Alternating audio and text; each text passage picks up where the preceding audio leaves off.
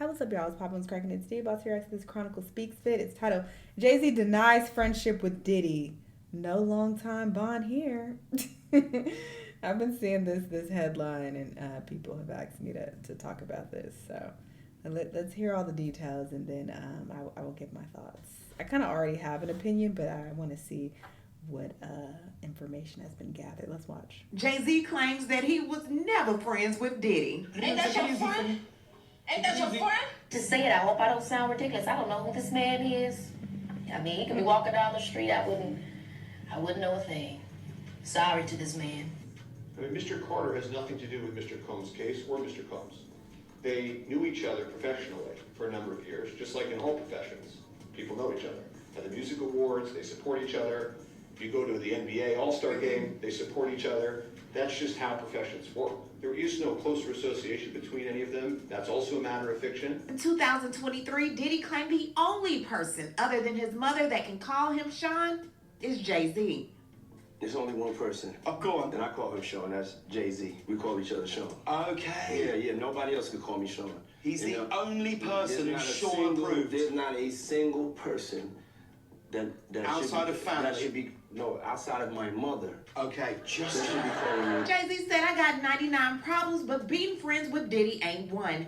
Since being listed in one of Diddy's lawsuits as a defendant who was accused of helping Diddy essay a 13-year-old girl, Jay has been fighting for his life trying to prove the allegations are indeed wrong. Jay's attorney, Alex Spiro, held a press conference yesterday poking all kinds of holes in the alleged victim's account of the night in question. He also took a few jabs at attorney Tony Busby. And what kind of showdown would this be if Busby didn't take his shots back? We're going to get into all of this and so much more, but before we do, in the lawsuit, the Alabama woman alleged that the assault took place in the year 2000 at the MTV Video Music Awards after party. Now again, she was 13 years old at the time, living in Rochester, New York, and a friend of hers who is now deceased drove her 5 hours to the award show and dropped her off. Now without a ticket, she had to stay outside with the rest of the crowd, and she stated that she watched the award show on a Jumbotron. But according to Jay-Z's attorneys, there wasn't a Jumbotron at that event.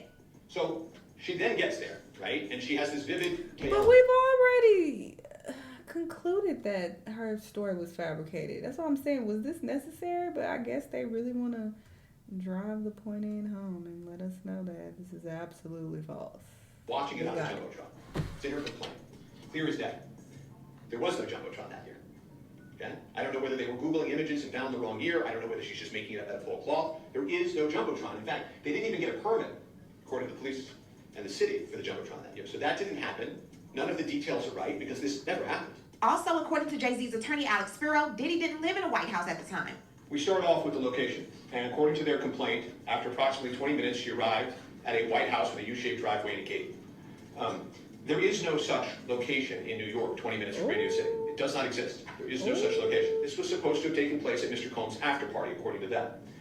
When you look at the homes associated with Mr. Combs during that period of time, and even not during that period of time, none of them matches. He had a townhouse, he had a house in the Hamptons hours away, and he had homes in New Jersey, but not at that time. None of the homes work, the location doesn't work, because this never happened. Because, yeah, there were some people saying, oh, but she got her years wrong. Like, react to these other videos to talk about it. I'm like,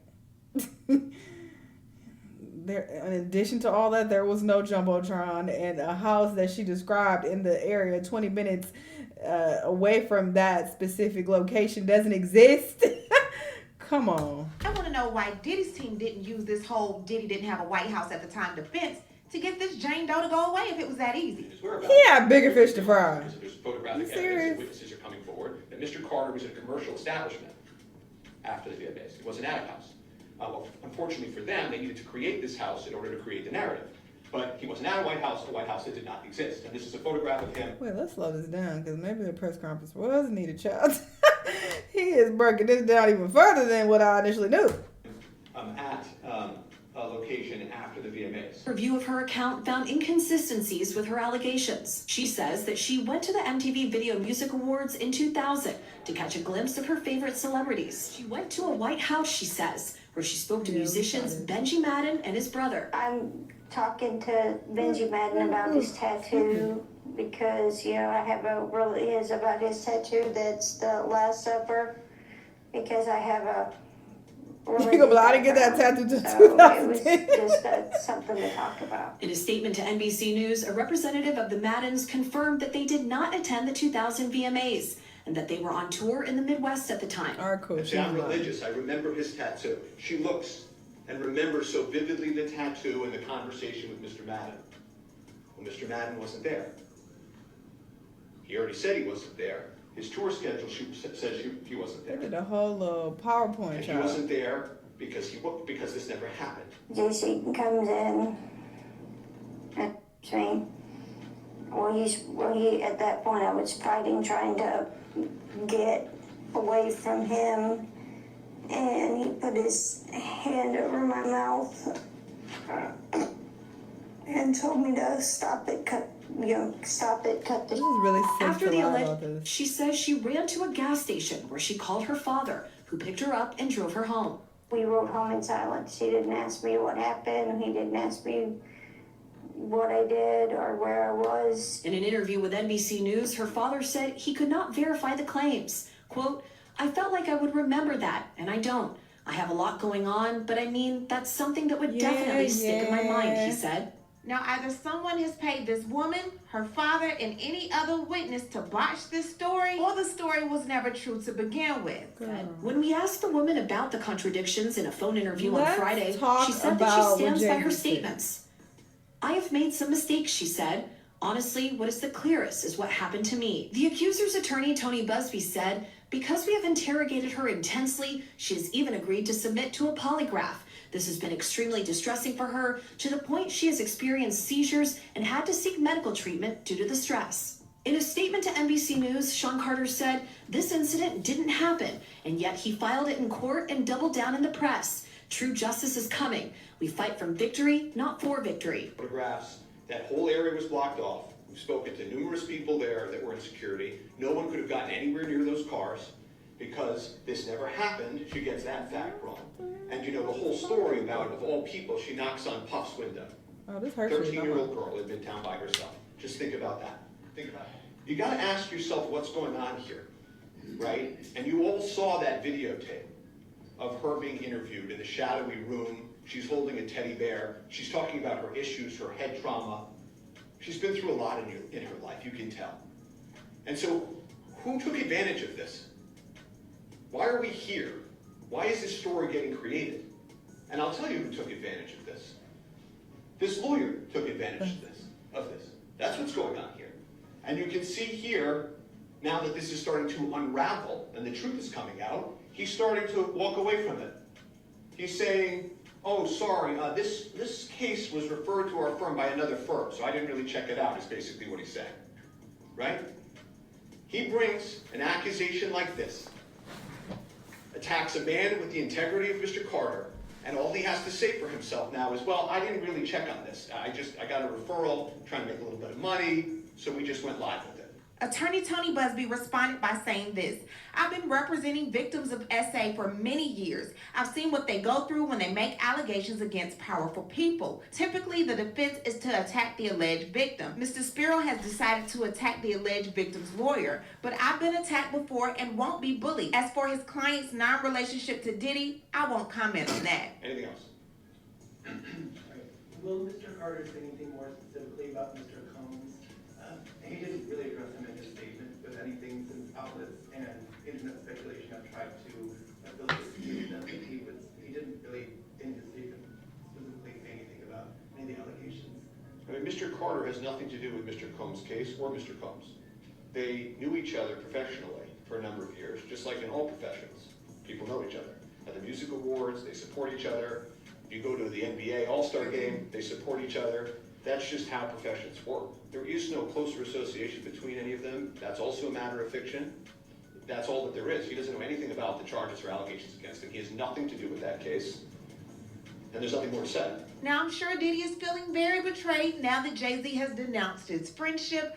However, I hope Jay-Z's nose is clean, because if there's any tapes out there, you best believe they're dropping very soon. What I need to do is hear from you. Yeah, this lawyer shouldn't have said this because it makes Jay-Z look very suspicious. Even when I saw this headline, they had a photo of Diddy and Jay-Z together, like laughing. And I'm sure there are several pictures of them together at events and whatnot. And people are going to be like, look, they're always together. Look, they've been at events and stuff several times. They friends. They're BFFs. And it's like, that's not what that means, though. And I spoke about this before. Even with the Kendrick and Drake situation, I was like, none of these niggas is friends. I was condemning J. Cole for being like, oh, I lost a friend. I'm like, these are not your friends. And Drake said it best, no friends in the industry, okay? I even talked about this recently with the Sneeko video when he talked about streamers. And I'm like, these streamers aren't friends. Just because y'all see them creating content together all the time, they're doing that for a bag. Like, they're not actual friends. They're not actually hanging out in their personal time. And this could be the same case. It doesn't matter how many years it's been. You got to think about the industry. It's very small, especially amongst the black